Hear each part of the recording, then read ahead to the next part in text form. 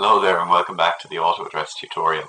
In the previous tutorial I showed you how to add auto address control to a web page, and then at the end of the example we popped up a message box that showed you the results of the address matching process. It's like this here.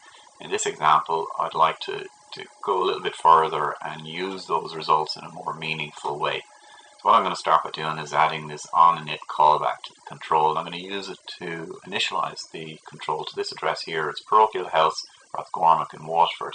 I've chosen this address deliberately because it highlights an issue with many Irish addresses.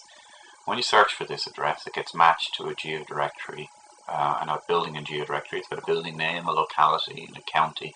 One thing it doesn't have is a town, because there is no town of Rathgormack. Rathgormack is a townland. And this is a problem, you see, if you want to do an Experian credit check, because Experian insists that all addresses have towns, but this is just not the case for Irish addresses. So what do you do? Well, in auto address, what you do is you make use of the format address call, like I'm going to do here. The easiest way to call format address is within the on-address details callback. You do it by adding the profile name Experian to the incoming args parameter, and then you call format address.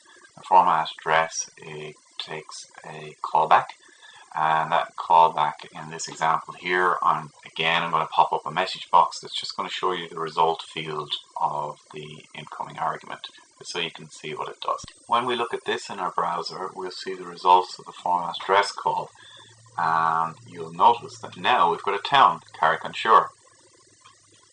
So now we can get an address from a user, match it, and then transform it to something that can be used in an Experian credit control check. What we don't do is force the user to enter his address into certain fields, because hey, we're going to need to pass those fields on to Experian. Okay, that's enough about format data. Let's move on to get location data. Again, it's easiest to call it from the on-address details callback. It's quite simple to call. All you really need to do is pass it an auto address ID. You'll have got the auto address ID will have been passed to you in the on address details callback, and you supply it with another callback, where in this example I'm just going to pop up a message box that's going to show you the kind of data that's passed to the in response to a get location data. Okay, Parochial House in Rathgormack again.